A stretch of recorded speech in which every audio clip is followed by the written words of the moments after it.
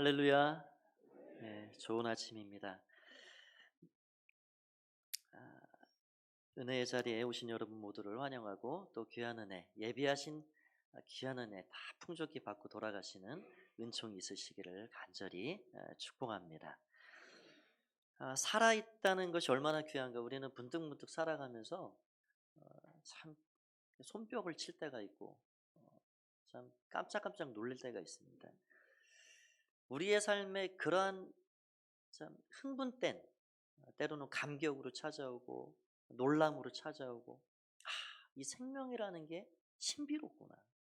살아있음이 기적이구나. 그런 거를 우리의 삶에 늘 수시로 느끼고 살았으면 좋겠습니다. 이게 살아있는 거를 느끼지 못하고 뭐 감격도 없고 그냥 이렇게 사는 게 사는가 보다 하고 살아가면 그 삶에는 뭐 행복도 기쁨도 감사도 잃고 사는 것이죠. 생명이 신비입니다. 그래서 우리가 적어도 일주일에 한 번 정도는 이 살아있음에 놀라고 감사하고 감격하고 그러한 은혜가 우리의 삶에 있었으면 좋겠습니다. 제가 얼마 전에 이 살아있음이 소중하다라는 것을 아주 절실히 깨달은 그런 일이 있었습니다. 제가 있던 교회에 큰 대회의실이 있는데 거기에 화요일마다 아침에 우리 교역자와 직원들이 한 20명 가까이 이렇게 조회를 합니다. 예배를 드리고 하는데 그 멀찍이 화분이 어느 날 세 개가 들어왔습니다. 큰 이만한 화분에 아주 다양하게 어떻게 저렇게 멋진 꽃들을 멋진 이런 것들을 잘 꽂아놨을까 심어놨을까 이게 너무 아름답더라고요. 그래서 참 이게 숨이 트여지는 것 같고 공기가 좋아지는 것 같고 그렇게 너무 좋았습니다. 그런데 두 달이 지나도 세 달이 지나도 안 시드는 거예요. 이상하다. 옆에 있는 목사님한테 목사님 저 왜 안 시들지?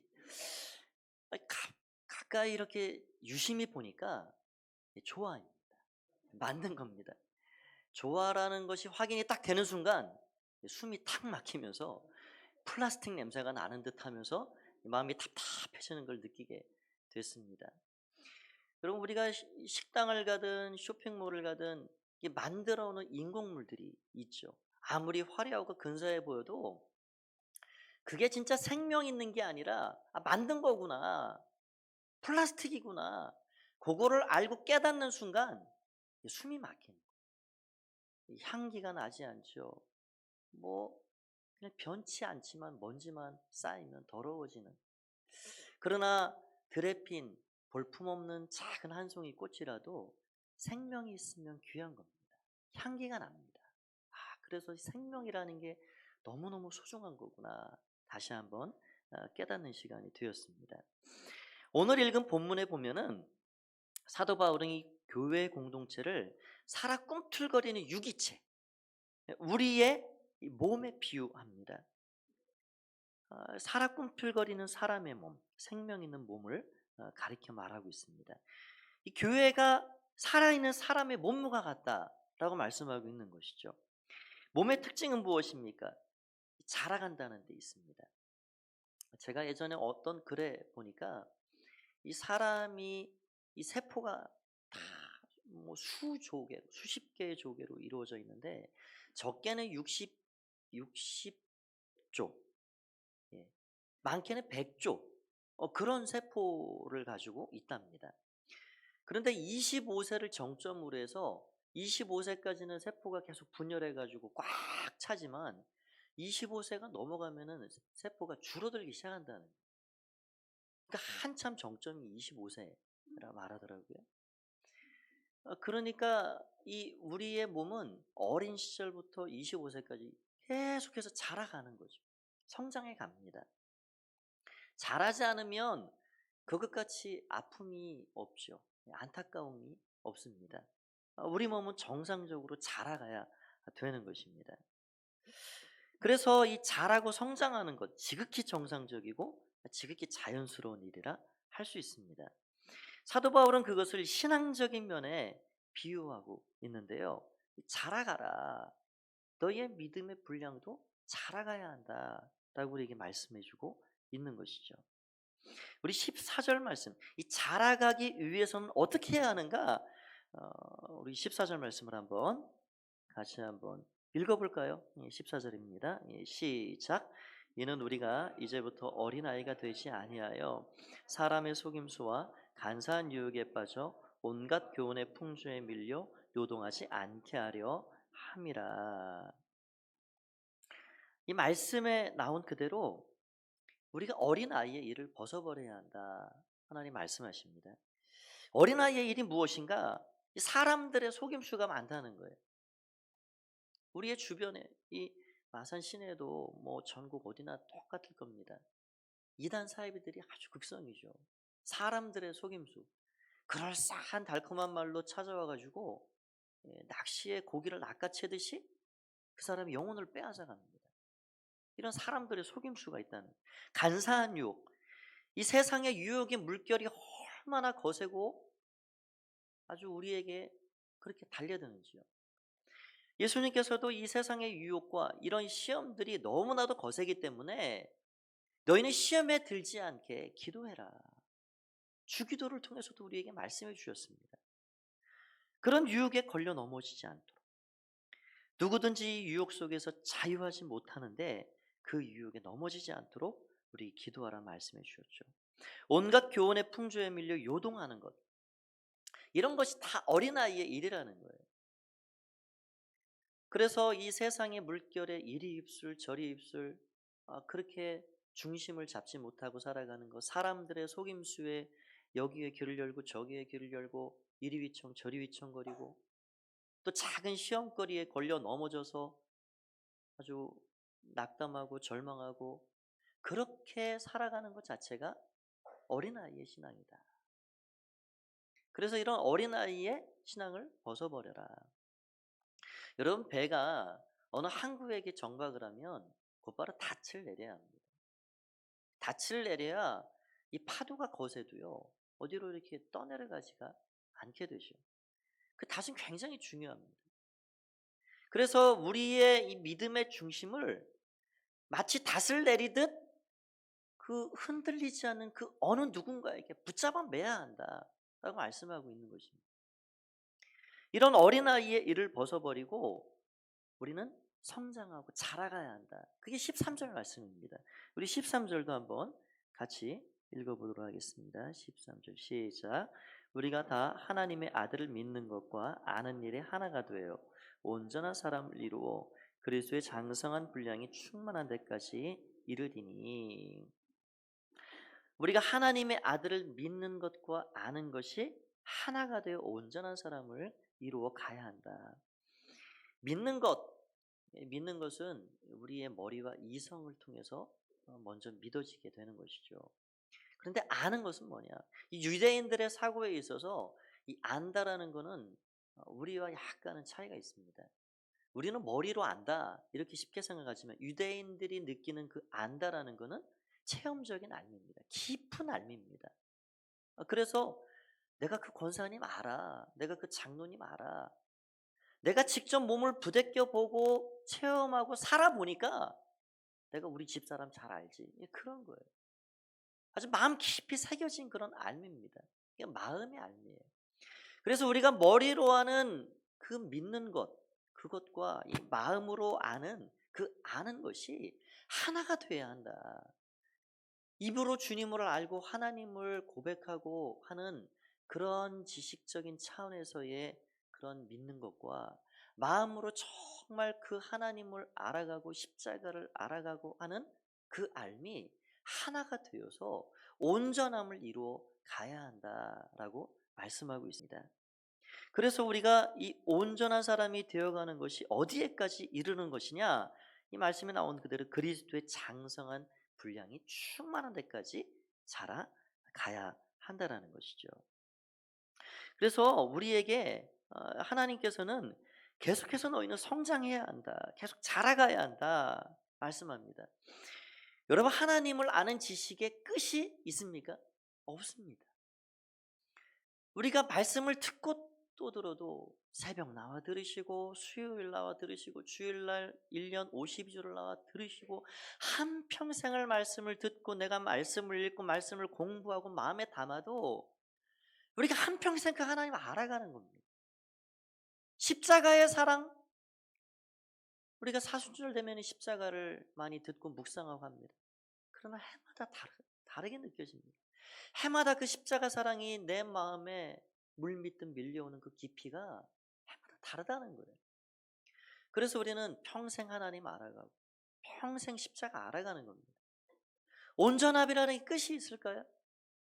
끝이 없습니다. 우리 중 어느 누구도 저는 이 정도면 됐습니다, 저는 이 정도면 뭐 하나님 정말 뭐 인정할 만합니다, 그렇게 말할 만한 사람이 없을 겁니다. 우리 모두는 다 그래서 공사 중입니다.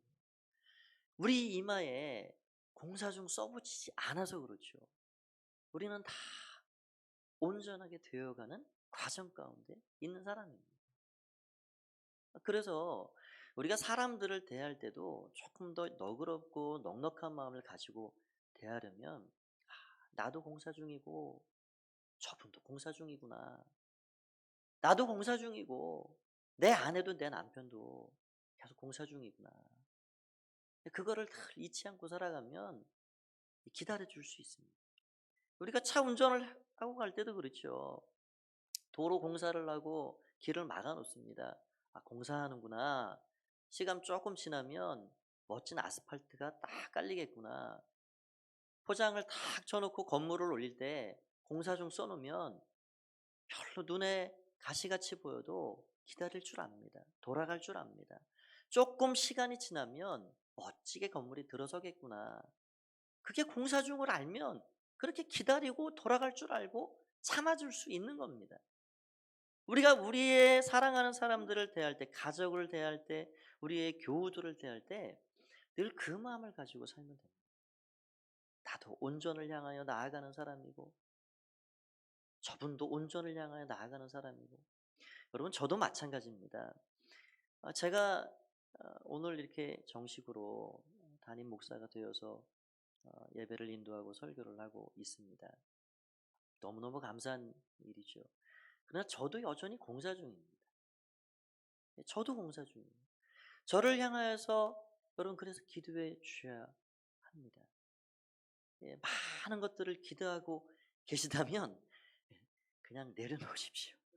그냥 모든 것들을 내려놓으시고 기도해 주십시오.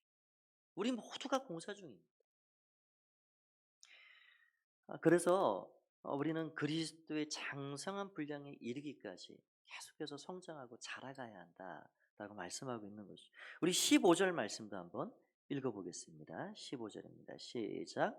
오직 사랑 안에서 많은 것을 하여 범사에 그에게까지 자랄지라. 그는 머리니 곧 그리스도라. 범사의 모든 순간에 그에게까지 자라가라. 그는 누구신가? 그는 그리스도 예수님이십니다. 그런데 그 예수님이 무엇이라 말씀하냐면 머리다, 머리.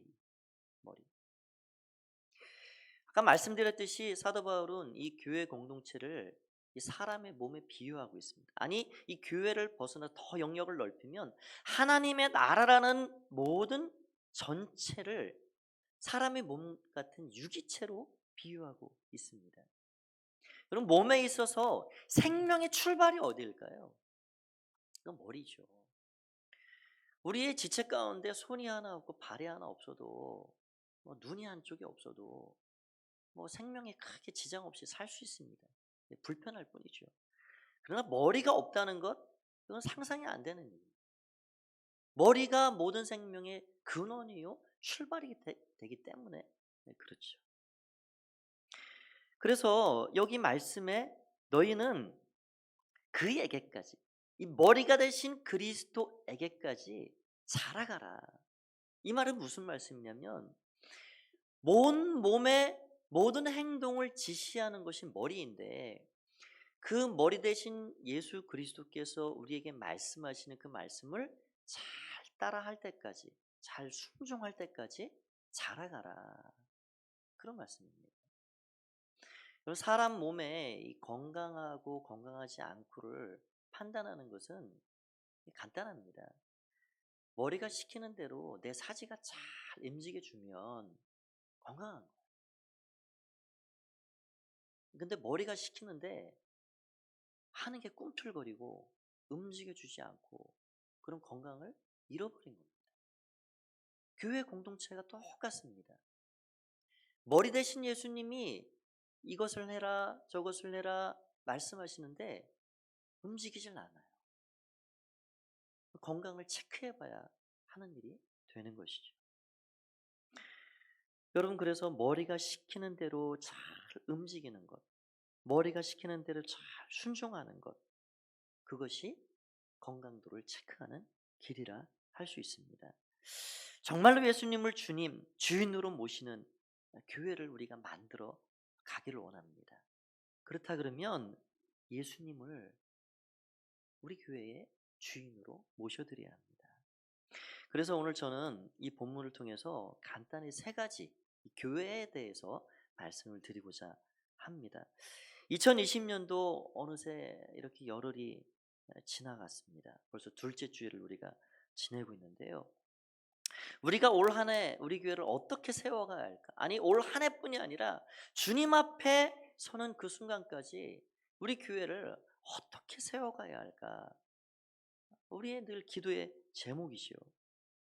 첫 번째는 머리 대신 주님이 하시도록 우리의 자리를 내어 드려야 한다는 것입니다.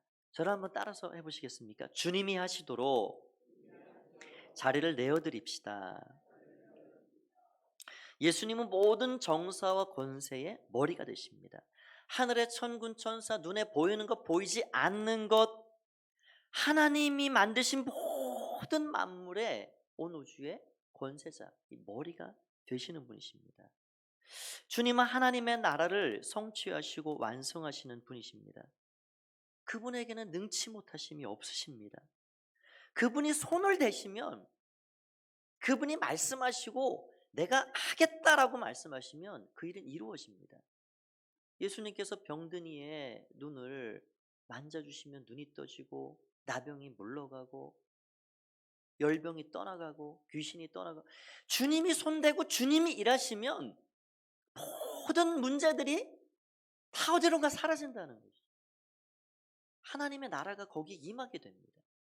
주님이 우리의 삶에도 우리의 가정에도 주님이 하시고 주님이 손대시면, 주님이 머리가 되셔서 주님이 친히 하시면 거기 하나님의 나라가 이루어집니다.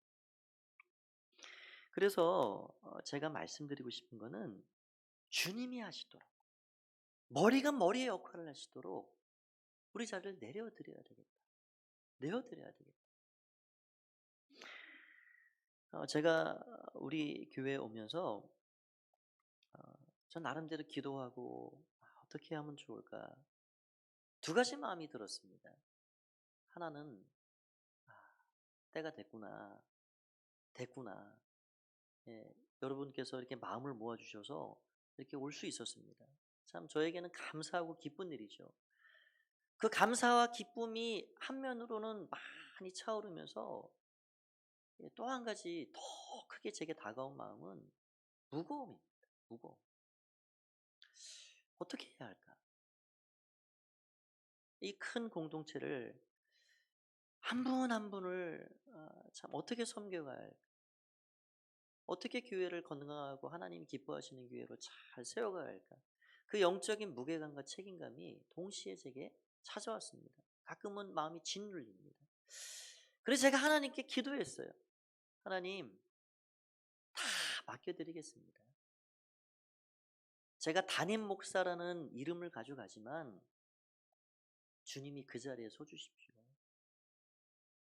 그래서 저는 그렇게 여러분과 한번 나누고 싶습니다. 우리 가폭교회 담임 목사를 새롭게 청빙하는 그런 과정에 우리 주님을, 우리 예수님을, 머리 대신 우리 주님을 가폭교회 새로운 담임 목사로 모시자. 우리 주님께서 이 교회 가운데 머리가 되시고 담임 목사의 역할을 잘 감당해 주시면 우리 교회는 됩니다. 저는 그 마음으로 섬기려고 합니다. 그랬더니 마음이 한결 가벼워졌습니다. 내가 할 수 있는 게 아니구나. 내가 해서도 안 되겠구나. 여러분, 주님이 오라 하면 우리는 가는 거죠. 제가 오라, 오십시오. 저는 올 분이 몇 분이나 되실지 모르겠습니다. 저는 주님이 오라 하실 때 한 선에 서서 제가 한 발짝 더 앞서가겠습니다. 우리 장로님들도 한 발짝 더 앞서 주시면 좋겠어요. 그래서 주님이 오라 하시는 그 방향을 향하여서 우리가 함께 가는 거예요. 함께. 그래서 우리 주님께 모든 것들을 맡기고 하나님이 기뻐하시는 교회를 우리가 한 마음을 품고 세워나가자. 주님이 되시도록, 주님이 머리의 역할을 잘 하시도록 우리 자리를 내어드리자. 그게 저의 마음입니다. 두 번째로는 우리 주님께서 우리 주님의 마음을 가지고 하나님 앞에 섬기는 그런 마음에 이렇게 말씀하시는 것 같아요. 머리에 순종해야 한다. 저를 한번 다시 따라서 해주시면 감사하겠습니다. 머리에 순종해야 합니다. 여러분, 머리가 많은 공동체는 망하게 되어 있습니다. 집에서도 마찬가지죠. 머리는 하나여야 합니다. 공동체에 머리가 많으면 따라서 섬기고 따라주는 돕는 그런 종이 아니고 머리가 많으면 그 공동체는 배가 산으로 가는 격이 돼버리고 맙니다. 너도 나도 주인이 되려 하면 종들은 갈팡질팡하고 제대로 돌아가지 않습니다. 삐걱거립니다. 그 집은 망하게 되어 있습니다. 오늘 우리 사회의 그런 갈등의 문화가 그런 것이죠. 작은 자리 하나 차지하려고 내 뜻을 관철시키려고 상대방을 짓밟고 기득권을 위해서 무엇인가 수단 방법을 가리지 않는 것. 머리에 순종할 때 모든 것들이 질서가 잡히게 됩니다. 그 머리는 분명히 우리에게 예수 그리스도다라고 우리 말씀해 주고 있으시죠. 우리 베드로전서 5장 1절에서 3절 말씀을 한번 보겠습니다. 같이 한번 읽어볼까요? 시작. 너희 중 장로들에게 전하노니 바로 장로가 된 자요 그리스도의 고난의 증인이요 나타날 영광에 참여할 자이니라. 너희 중에 있는 하나님의 양물을 일치되 억지로 하지 말고 하나님의 뜻을 따라 자원함으로 하며 더러운 이득을 위하여 하지 말고 기꺼이 하며 맡은 자들에게 주장하는 자세를 하지 말고 양무리의 본이 되라. 지금 사도 베드로가 지금 이 베드로 전서를 편지를 보내면서 함께 장로된 자들과 함께 어떤 마음을 가지고 지금 그 말씀을 전하고 있냐면 부득이함으로 일을 위해서 양무를 치지 마라. 그러면서 강조하는 게 한 가지 있습니다. 주장하지 마라. 맡은 자들에게 주장하는 자세를 하지 말고 양무리의 본이 되라. 여러분, 주장은 종이 할 수 있는 게 아닙니다. 주장은 주인의 특권입니다. 주장은 주인만 할 수 있는 것입니다. 교회에서 주장하는 사람들이 많이 생기면 교회가 건강하게 서갈 수가 없습니다.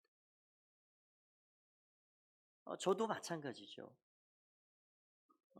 제가 제 고집대로 제 어떤 뜻을 위해서 주장을 해서 그 주장을 펼치려고 하면 교회가 건강하게 서갈 수가 없습니다.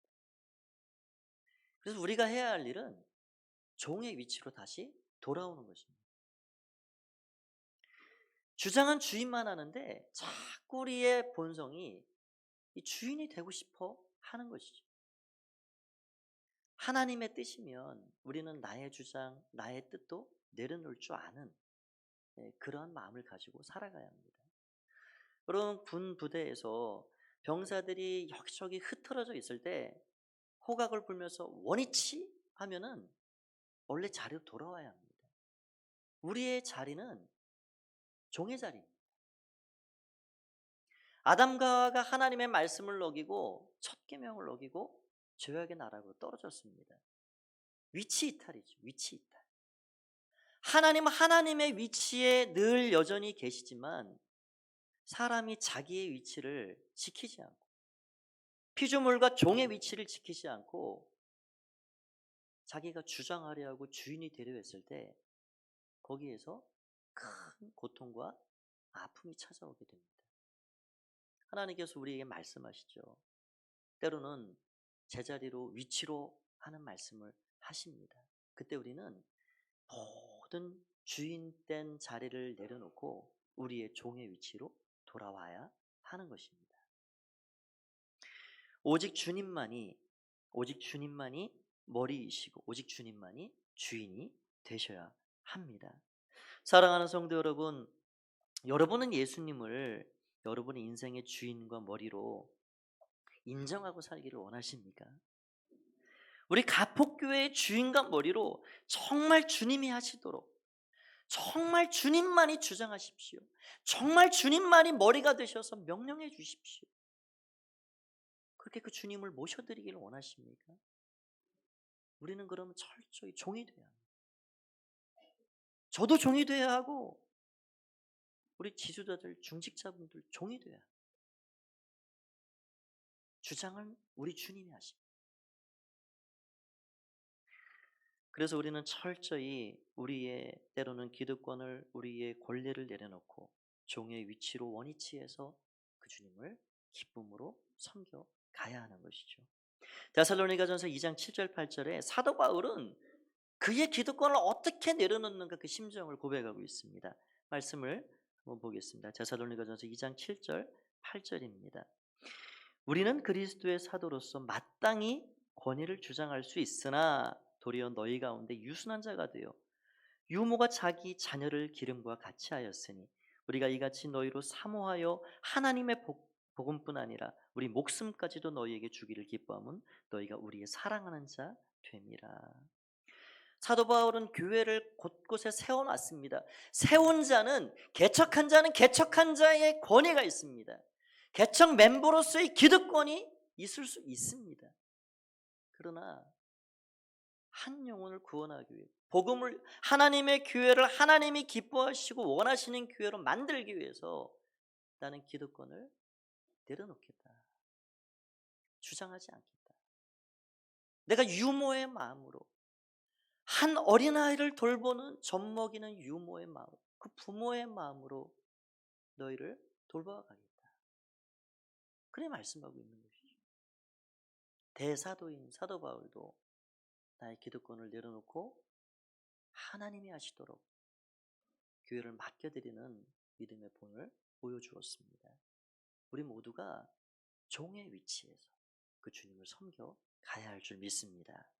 마지막 세 번째는 우리가 예수님과 친밀히 동행해야 한다는 것입니다. 한번 이것도 따라서 해주시면 감사하겠습니다. 우리가 예수님과 친밀히 동행해야 합니다.